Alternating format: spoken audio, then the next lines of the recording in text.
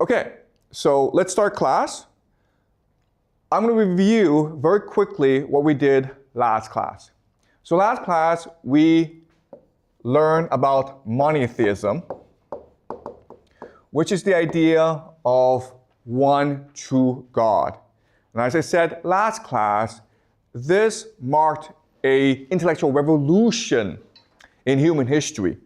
And from monotheism, we developed three new ideas, which are money, individual, and the nation state. It's important to note that these ideas have always existed in human history, but with monotheism, these ideas became the dominant paradigms. And together, they will give us modernity and create the world that we live in today. Okay, so that's what we discussed last class. And remember, last class, we also discussed that this created a lot of problems for us. There are a lot of benefits, but there are also a lot of consequences. Okay, so we're going to continue the story of humanity today. And today, I want to focus on a very specific question. Why do societies rise, and why do they fall? Okay, and I know that these first few classes may seem abstract and theoretical, but that's because we're developing the analytical models in order to better understand our world. So as we move on, we will start looking at very concrete examples. But for the first few classes, please be patient. We are going to develop the theory to understand the world. All right? So let's discuss societies, why they rise, and why they decline. Now,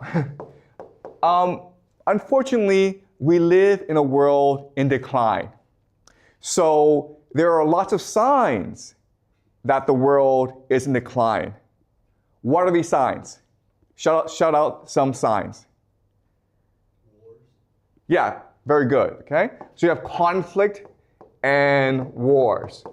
You look at the situation in Ukraine, look at the situation in the Middle East. But also, you may have seen the news and you have seen conflicts arising in Southeast Asia, Thailand, Myanmar. Also, Trump is about to send US troops to Mexico and Venezuela. Okay, so we live in a world of conflict.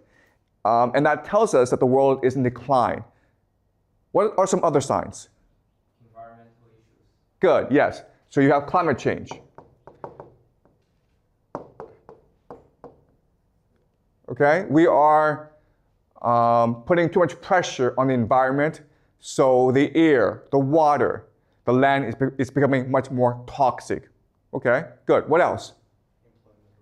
Good, yes. Unemployment is going up. But not only that, but people's attitude towards work is declining. We live in an age when people don't take work that seriously.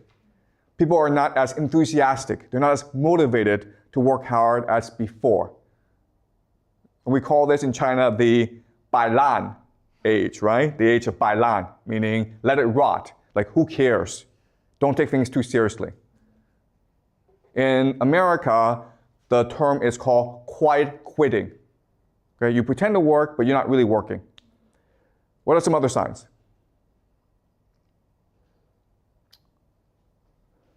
So also you have lower birth rate. And this is a very important sign, right? Because if you think about it, if young people refuse to get married and have babies, eventually the world is going to die off, right?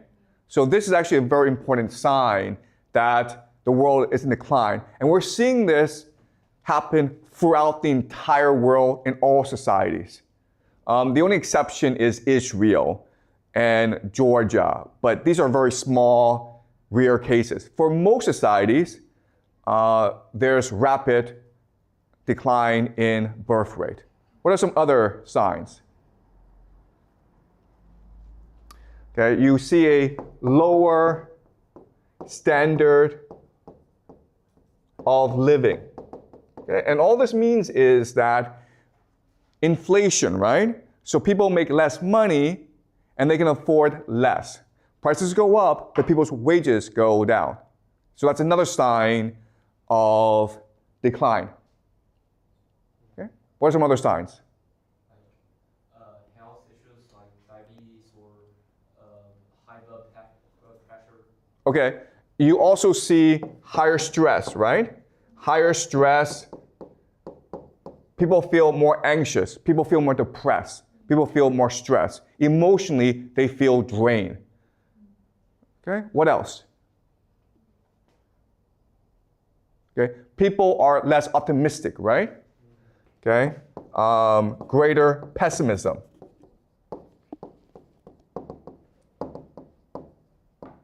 Okay. Also, and this is really important, is the idea of debt, right? Both public and private. There are lots of governments around the world that are facing a fiscal crisis. A fiscal crisis just means that they spend more than they take in tax revenue. There are many families in China, in the United States, throughout the world that are heavily in debt. Okay, so debt is a huge issue for the world today. Also, lower cohesion and trust. And what this means is that people no longer trust each other as they did before. Society is less cohesive. If you walk on the street and you see a man on the street bleeding or hurt, you're less likely to help him. Okay, and this is very true not only in China, but also elsewhere as well. So lower trust issues. What are some other signs? Disease. Okay, greater disease, yeah. Okay, increase in disease.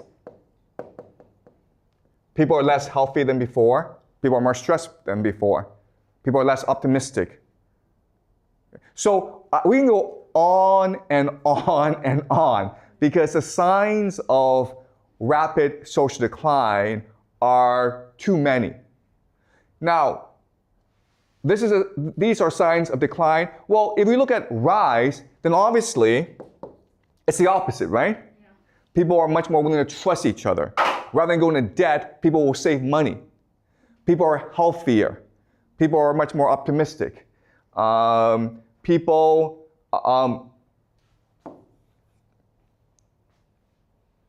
are having lots and lots of babies, right? People are employed. Okay? So these are all signs that society is in decline. The rise, it's the opposite. Also, another sign of decline that's very important that doesn't really happen in China, but happens in the Western world is immigration. Okay? Immigration. Immigration is a huge issue in the Western world, and we will discuss immigration in future classes. But immigration is a sign of decline because it reduces cohesion. Okay? And it also reduces the standard of living. Okay? Another sign of decline is also housing prices go up. So people can no longer afford to buy a house. This is true in China. Young people can no longer afford to buy a house, but it's also true throughout the world. Okay? It's really hard for young people to get by. Okay? All right. Also, fiscal crisis. Right? We talked about this. But the idea of fiscal crisis is the government cannot afford a lot of public expenditures. In the future, maybe 5-10 years from now, pension will be a huge problem for governments.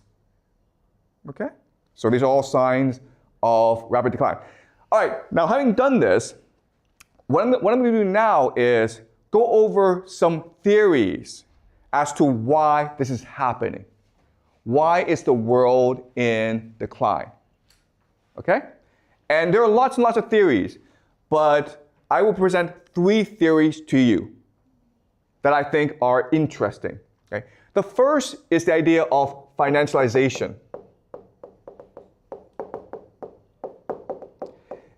And this theory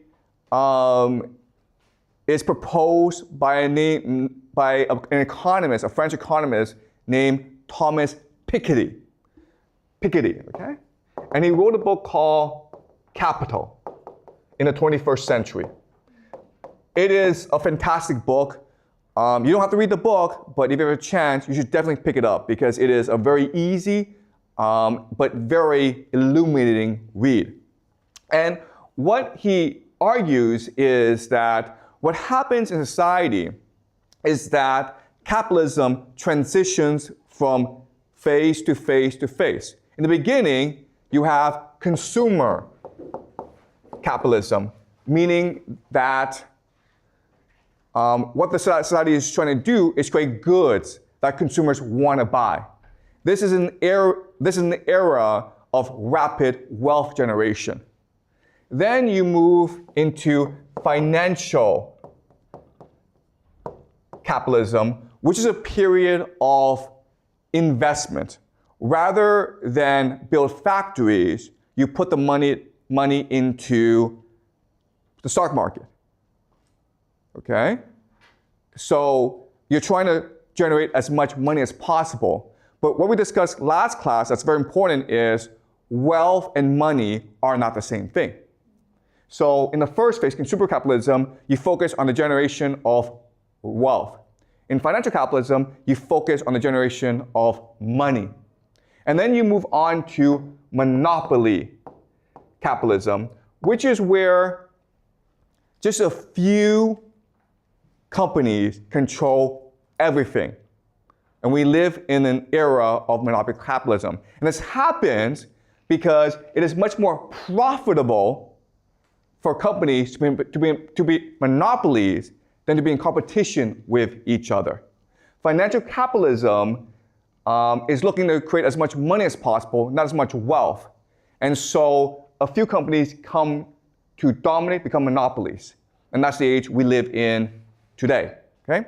Now, why is this important? It's important because when we make this transition, people are no longer focused on working hard. They're only focused on speculating. All right? So let me give you an example. Let's just say I'm an entrepreneur and I want to make as much money as possible. Well, what I do is I build a factory. When I build a factory, I'm creating real wealth because a factory requires you to hire workers. It requires you to build technology. It requires you to build goods that people want to buy. But after I build a factory and I make a lot of money, I want to take this money and let it grow as fast as possible, so I put it in a stock market. Okay? And that's just how people behave. The problem is that if too many people do that, then no one's really working. No one's creating real wealth in the economy. The other problem is that because of the way capitalism is set up, if everyone's putting the money in the stock market grows too fast. And the real economy does not grow that fast, okay? And the difference is stark. Thomas Piketty spent a lot of time going over income tax, just looking at how much tax people paid. He did a lot of statistical analysis. And what he discovered is the real economy in late-stage capitalism will grow about 2%. The financial economy will grow at 5%. Okay?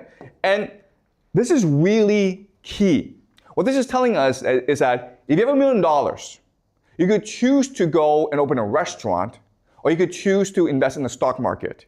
If you open a restaurant, you will make at most $20,000 a year. But if you were to put in the stock market, you would make $50,000 a year. So everyone's going to put all the money in the stock market, which allows for the stock market to increase. But the real economy is not improving. And therefore, you have all these issues arise. Greater unemployment, greater debt. No one's really working. Okay? So that's the idea of financiarization. And what Piketty argues is that this is just a natural cycle. This is just a natural byproduct of capitalism. We live in an age of late stage capitalism. Is this clear to you guys? Any questions before I move on to the second theory? All right, let's move on to the second theory called elite overproduction. And this was proposed by a historian named Peter Turchin. And Peter Turchin spent decades looking at why societies rise and fall. He looked at the Roman Empire. He looked at the French Revolution. He looked at many different examples. And what he believed is societies fall, decline, collapse because of the idea of elite overproduction, meaning you have too many powerful people competing for limited positions of power. All right? So to understand this, I'm going to talk about another experiment called rat utopia.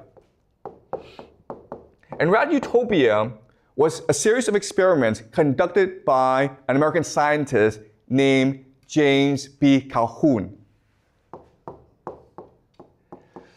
And what James Calhoun was trying to do in his experiments was trying to figure out what living in a world of abundance and wealth and security meant. After World War II, the world was divided between the United States and the Soviet Union. It was the Cold War. But it was also a time of increasing abundance due to technology and peace. And the population was increasing. So James Calhoun conducted these experiments to figure out what this meant for the world. So what he did was this. He had a room, okay, that was sealed off from the world. And in the room, he put in food and water and housing for a colony of rats. Maybe like 10 rats at first, but they quickly became 400, 500 rats. And at first, the rats were really happy. But no matter how Calhoun configured the experiment, ultimately, the rats always ended up killing each other. Okay? So what he discovered is, if you live in a world of abundance and security, the end result is the rats always kill each other. And he kept on doing this for 20 years. And he could never, ever create a situation in which the rats lived peacefully. And he could never figure out why this was the case.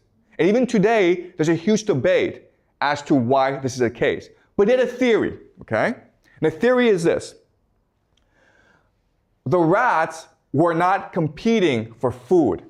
They were really competing for status. All right. So let's think of this, okay? In a state of nature, in the real world, rats compete each other for mating rights, right? So you see a beautiful rat, and you fight over her, right? The rat who wins out is now the alpha male. And the alpha male can have as many female companions as he wants. Okay? And what do the other rats do? In nature, what will the other rats do? Fight against him. Well, the other rats will probably run away, go somewhere else, and find other female companions, right? Because everyone's trying to be the alpha male. But what's the problem with James Calhoun's experiment? Why do they fight each other? there's no place for them to go. They're stuck where they are. You understand? So status is what we call a zero-sum game. I win, you lose. Okay? There can only be one winner. But in nature, if I win, then the other rats run away and try to build their own colony. But in James Calhoun's experiment, there's no place for them to go. And so all that happens is they keep on fighting each other until they die. Okay? And that's the idea of elite overproduction. And that's what Peter Turchin says. The elite, the children of the elite, are always fighting for positions of power. Not normal people, it's the children of the elite. But eventually, the elite have too many children, and there are not enough positions of power. Okay? Another way of saying this is that in China today, there are too many graduates of Peking University, Beida, and Tsinghua University, Tsinghua, right? They want to be the big boss. They want to have the power, but there's too many of them. Okay? There's no place for them to go. And that leads to conflict in society. And ultimately, what Peter Turchin has discovered is, if that's the case, then elite overproduction will ultimately lead to either war or revolution. It will lead to the collapse of society. And there's no way around this. Okay? That's Peter Turchin. Now I want to go to the third theory. And the third theory is the idea of a civilizational life cycle. And this is proposed by a German philosopher, scholar named Oswald Spengler. And what he argues is that society, culture, civilization, it's no different from a person. As a person, as a human being, we go through a life cycle. We are born, we grow up, we mature, then we die. Right? And there's no way around this. We all have limited life cycles. You can live to 100, you can live to 150, but eventually you'll die. And what also Spengler says is that happens in society as well. And there's nothing anyone can do about this. So let's go over the life cycle for civilization, okay? In the beginning, you are in the village. Then you move to the town. Then you move to the city. Then you develop the megacity. Okay? Not all civilizations will go through the cycle, but the successful ones will go through the cycle. Okay? You start off, so the Romans, right? The Qing dynasty. You start off in a village, then if you're successful in the village, you build a town, then when you're in a town, and you're successful, you defeat other towns and you build a city, and you become a megacity. Okay? And what Oswald Spengler says is, at the height of the civilization must now die. Okay? So let's go over the theory. Well, in the village, life is pretty simple. People work hard. Okay? They are united. They have a collective mentality. Everyone's helping each other. And also, what's really important is lots of babies, right? It's very common for mothers to give birth to 10, 11 kids in a village, right? And the reason why is kids are free labor. So you're incentivized to have as many children as possible. Okay, so this is the framework of a village. But as you go up the civilization ladder, as you mature as a civilization, what happens is you have increased abstraction. Abstraction is just a fancy word for you're removed from reality. Okay? So when you're in a village, you understand everything, right? You understand, oh, the food that I eat comes from the seeds I implant, right? But when you're in a city, guess what? Those drinks you're drinking, you have no idea where it comes from, right? The food you're eating, you have no idea where it comes from. It's all abstract to you. It's all removed from reality, okay?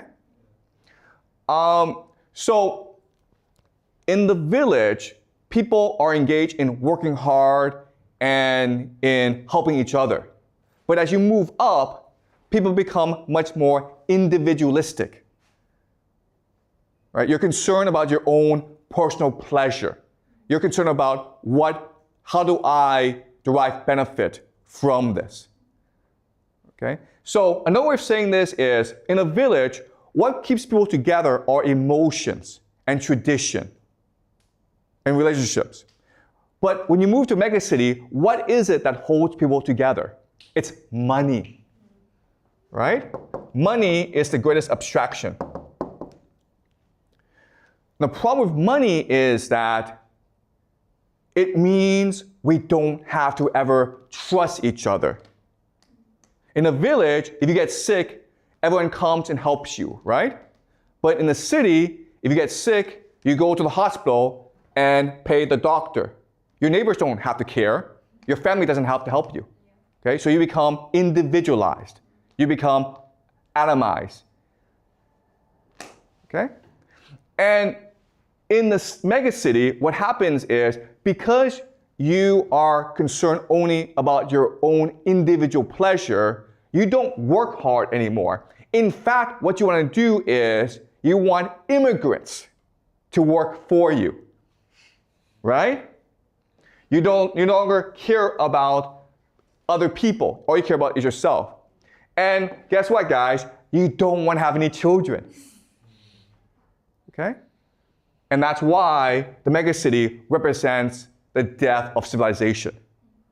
And what is Beijing? What is Shanghai? What is Washington, D.C.? What is New York? What is Paris? What is London? They're all megacities. Okay? And that's why we have these trends. And what Oswald Spengler says is, there's nothing anyone can do about this. It is a natural life cycle. All right? So these are the three major theories I want you guys to remember. Okay? Sorry, can you give the microphone? Yeah, can you just speak to the microphone? But what if there is a universal target that forces everyone needs to work together? You know, will that work out to like everyone just put down all of these problems and figure out the. Yeah, okay, I understand.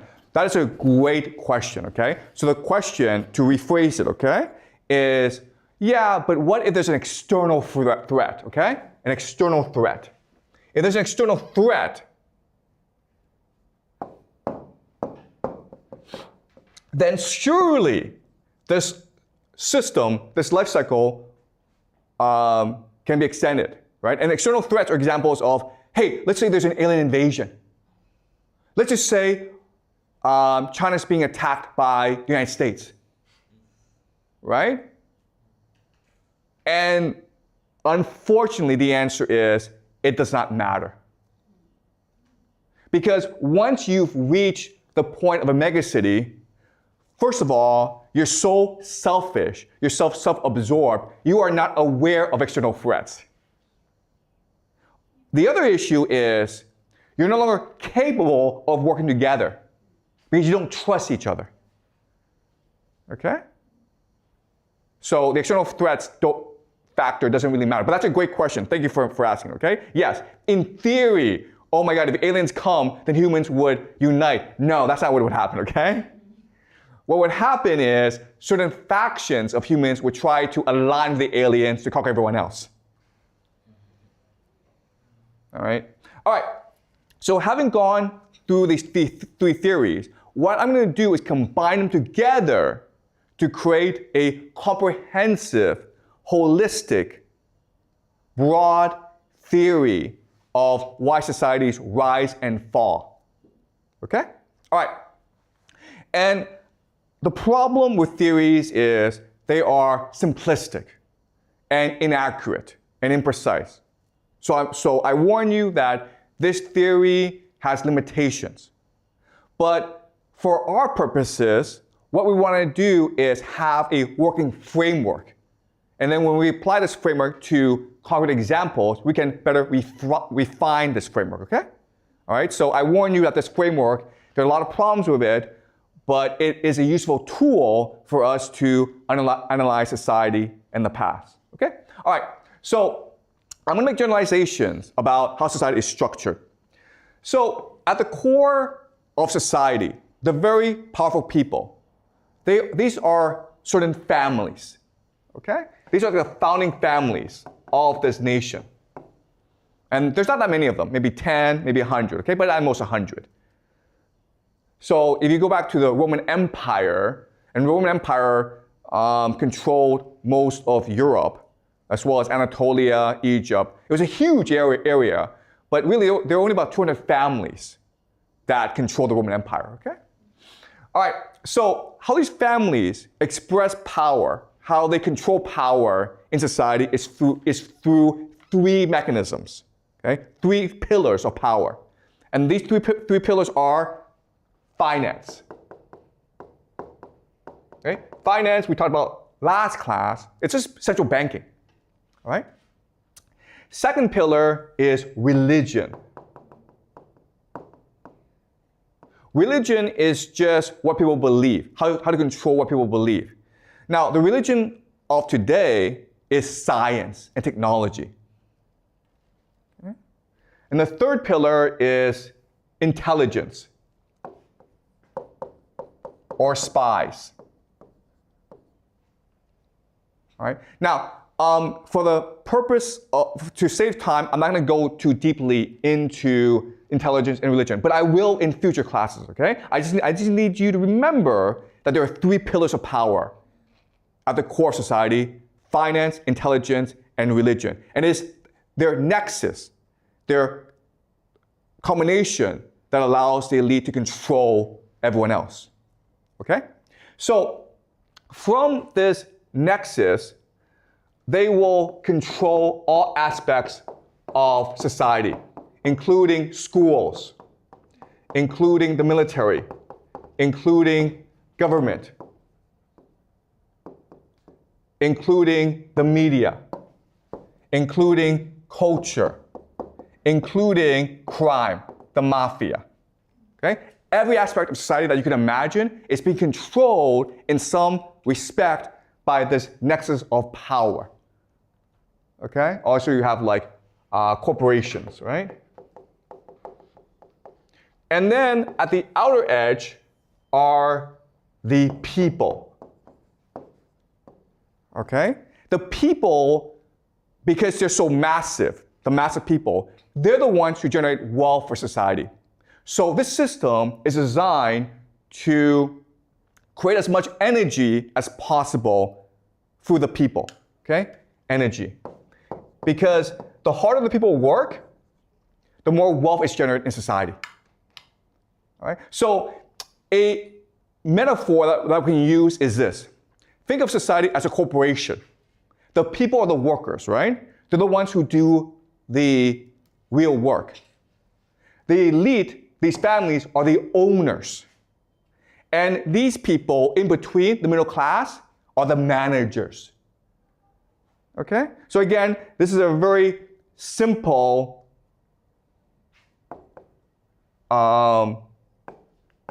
metaphor, and it's not accurate, but it's useful for analysis. Okay? So the families are the owners of the corporation, the people are the workers, the people in between, the managers, are the managers. And we call these people the middle class. There have been other names for it in China before in history. We call them the scholar officials, right? Another name for them is something called the professional managerial class, PMC. Also, another name for them is the petty bourgeoisie. Okay? Again, you don't need to know these names. For the purpose of simplicity, we will just call them the middle class. All right. Does that make sense? Okay, so having gone through the structure of society, let's talk about what happens when society rises and falls. Okay? When it rises, the dynamic of these three groups, it's very interesting. When it rises, the families who own the nation are happy to let the managers control society. And this is what we call democracy, right? And the managers are always providing feedback to the families and saying, we should treat workers better. If we treat workers better, then they will work harder. Okay? And at this point, things are great. The people feel that they have a voice in the system, they're making good money, everyone's really happy. But what happens because of the elite overproduction is these families produce too many children who want positions of power. Basically, they want to spend money from the corporation. And now the corporation is in trouble. It's in debt. Okay? So at this point, what happens is this. You would think the managers would say to the families, listen guys, we need to be more fair to the people. But what really happens in reality is the managers exploit the people. Okay? The managers will now deceive. They will lie to the people. They will commit fraud. They will exploit the people. Why? The reason why is this. What the managers really do is something called rent-seeking behavior. Okay? Rent-seeking behavior just means they have a certain power that they want to exploit in order to extract wealth from other people. So for example, the most classic example is you own an apartment in Beijing, right? So you rent it out to someone who needs to live in Beijing and you collect rent. Well, this is true for a lot of people. So if you are a lawyer, you collect rent because only you can work in the court system. So if you want to sue someone, or if you have a contract dispute, you have to go to a lawyer, okay? The lawyer is collecting rent. And that's what the middle class, the professional managerial class do. They are rent seekers, okay? Another way of saying this is, guys, if you go to a company, you know what the workers do, right? You know what the managers do? They really don't do that much, okay? And this is true for the middle class. Like, the managers, the middle class, live very nice lives. And so when the company's in trouble, the managers are like, well, I have a very nice life, I have a very nice job, but I don't really don't do anything, so I'll probably be the first to get fired. So they have to show their worth. They have to prove their worth, and therefore, they exploit the workers. Okay? Do you understand? They push the workers harder to generate more wealth.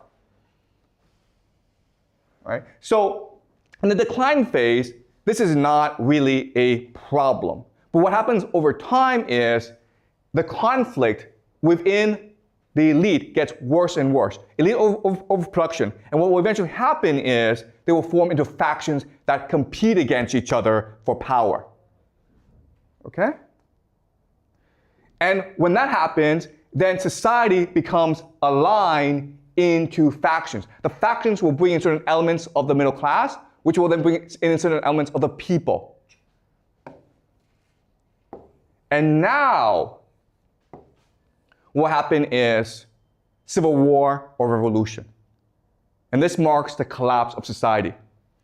What's really important for us to remember is this is a natural cycle, and no amount of external threat will change that dynamic. Why? Because it's very common for these factions to align with mercenaries.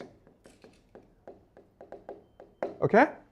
So there's foreign invasions, not because some guy overseas is like, oh, this society is unstable, I'll come and invade. What happens often is a certain faction invites mercenaries into the nation as part of the power struggle. And then the mercenaries realize, you know what? We can take this for ourselves. All right?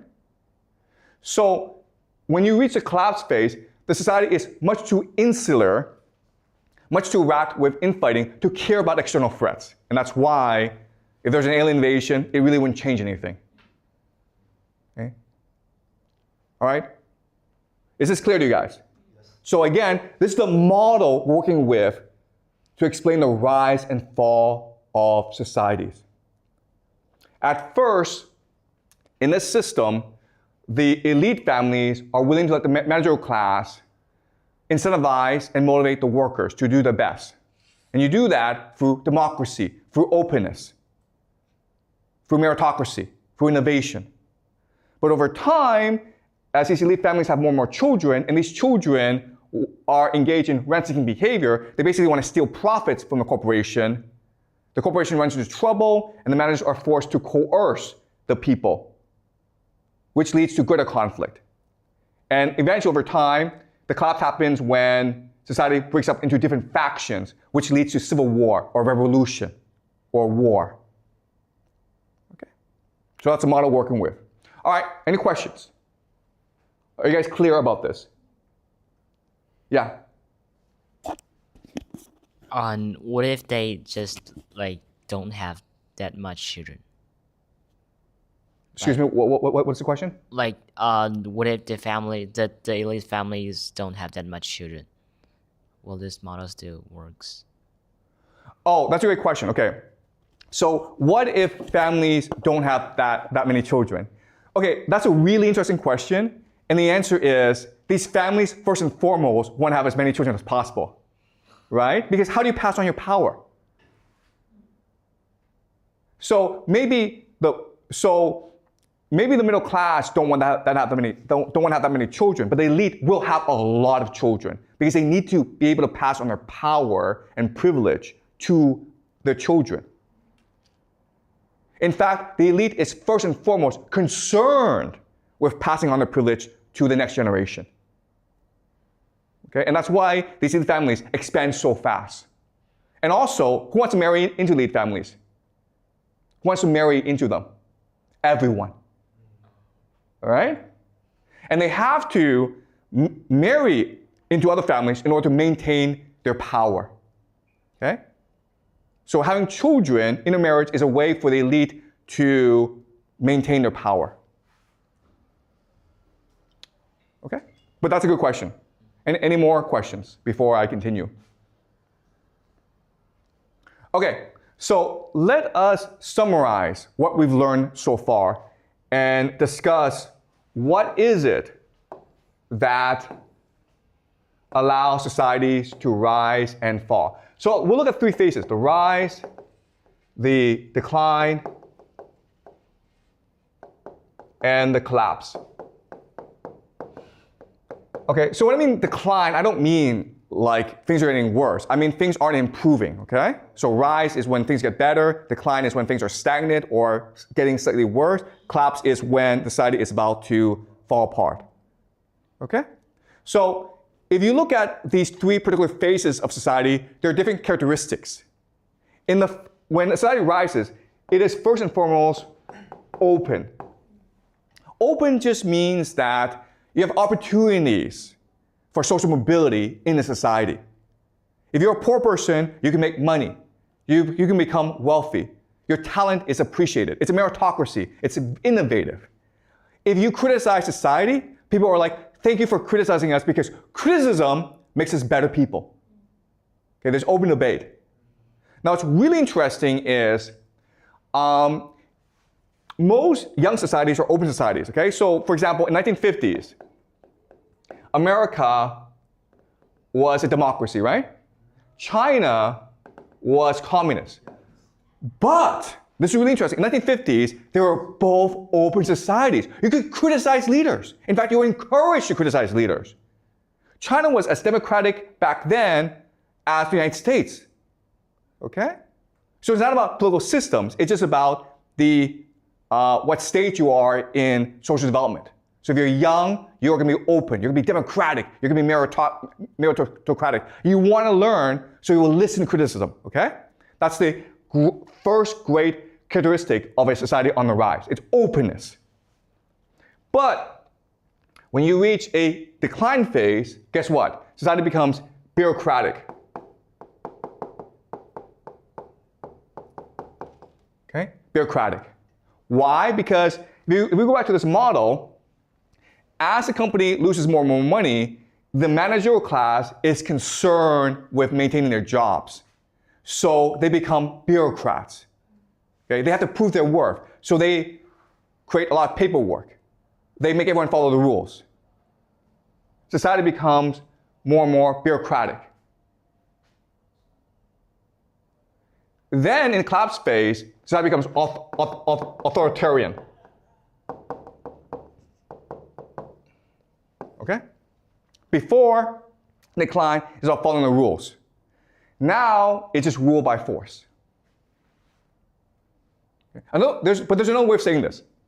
In the rise phase, what matters is the consent. Okay? So these three groups, the elite, the middle class, and the people, they're all working together to improve society. There's consent. But when you hit the decline phase, now there's deception. And then when you hit the collapse phase, it's coercion. So let me give you an example.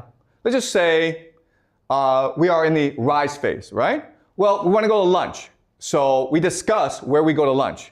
I want to go to McDonald's, but you guys want to go to Pizza Hut or KFC. We have debate, and then eventually we vote, and whoever wants to go, like the majority wins, okay? That's the consent phase. When we hit the decline phase, deception, I'm the teacher, so I say to you, hey guys, let's go to McDonald's because Wang Fei will be there, or Jack Ma will be there, or it's free hamburgers today, okay? I'm lying to you to get what I want. And then in the collapse phase is, I say to you, I'm the teacher and I will beat you up if you don't listen to me. Okay? So in the rise phase, what matters first and foremost is unity of the people. We're all working together. There's empathy. There's concern for other people. I want to be your friend. We need to work together to make society better. Okay? But in the decline phase, it's really about stability. It's about making sure that society maintains the status quo. Okay? When we reach the collapse phase, it is survival. Screw you. I want to live, and if I have to kill you, I'll kill you. All right? So this is a map that shows us what happens when society rises, declines, and collapses.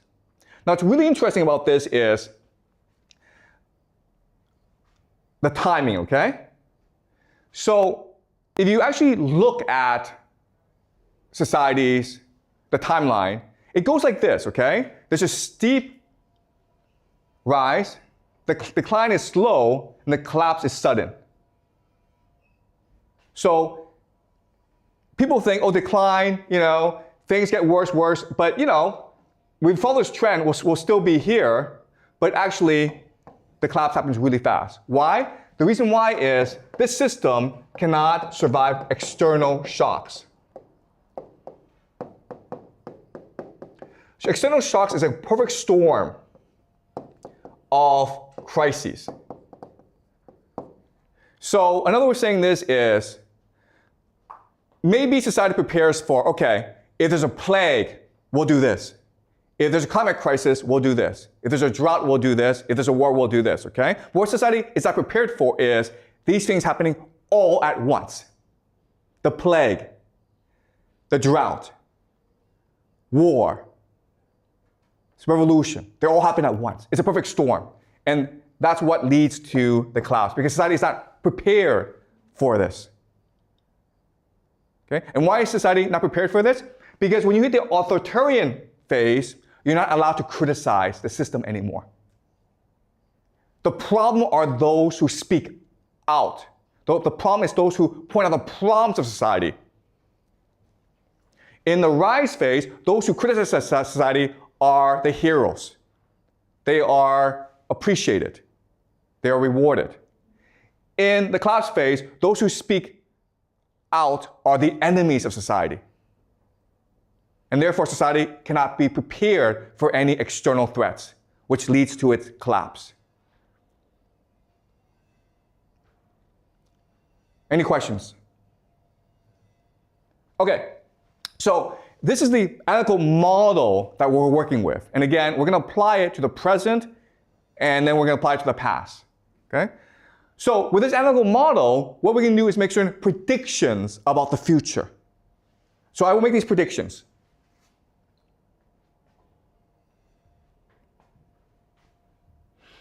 And I expect these things to happen in the next 5 to 10 years. 5 to 10 years. Or 10 to 20 years. Okay, I don't know the time frame, okay? But I expect these things to happen. Okay, the first thing that's going to happen in the Western world is decline of democracy and freedom. So remember, in the rise phase, society is democratic and open and meritocratic. But as you move on, it becomes more bureaucratic and ultimately authoritarian, okay? So we will see the United States, Europe become much more authoritarian. You will see a collapse of democracy and freedom in these nations.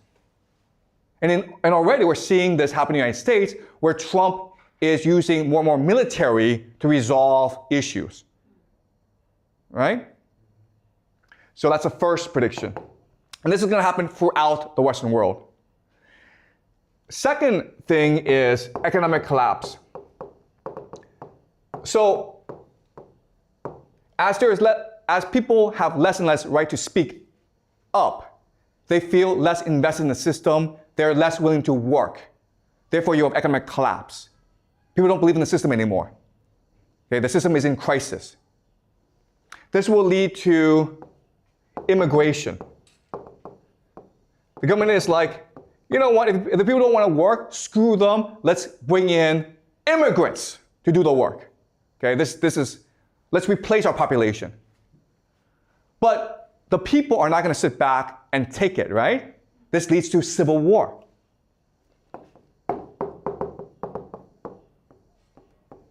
People are not killing each other on the streets.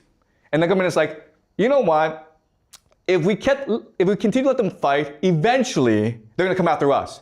So what we'll do is send them off to like these stupid, pointless wars overseas. Okay? So now you have stupid wars. Stupid foreign wars. And these are my 5 predictions for the world for the next 5, 10, 20 years. Okay? Europe and America will see less freedom and democracy. There'll be economic collapse, increased immigration, civil conflict, and then ultimately stupid foreign wars. And I'm not saying this happens in a sequence. I'm saying you'll see all 5 things. Okay? But they may happen in different order. Any questions? Was this clear to you guys? Yeah, thank you. Is there any chance that the government tries to use a war to distract the people? Like they're trying to hide all of the collapse of the society and their country? Yeah, that's a great question. And the answer is, that's what wars are for. It's to distract the people, right? Because if you don't distract the people, they'll come and revolt against you. So you either send them to a war, or you could have a French Revolution on your hands. Right? That's your option. War or revolution? I think war's the better option. That's why we're heading into a world at war. Why not revolution? Okay, no, I'm saying like, if you don't send the people to war, they will revolt against you. So you send them off to war to distract them, to get rid of them. But what if they're right? They don't care. Okay, there's no right and wrong here, okay, guys? Okay, all right. Okay, I apologize, okay? But one thing that you will learn in my class is there's no right and wrong. There's no logic, okay? It's not like, it is immoral to send people to war. I know that, thank you very much. Okay, but I'm trying to explain to you how power works. That's a theme of this course. I'm trying to explain to you how people in power think and behave.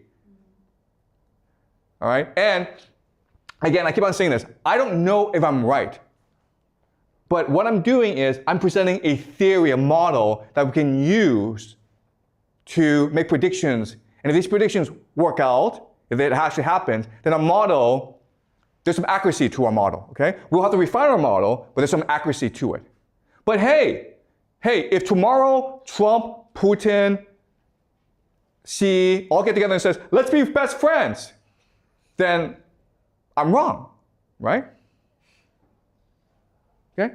So that's what we're trying to do in this class. We're not trying to argue what is right, what is wrong, what is just, because quite honestly, it doesn't matter, right? Morality doesn't matter here. It's about power. We're trying to understand how the world works. And if we do that, then maybe we can work together and build a more just world. But first we need to figure out how the world really, really works. Okay? Any more questions?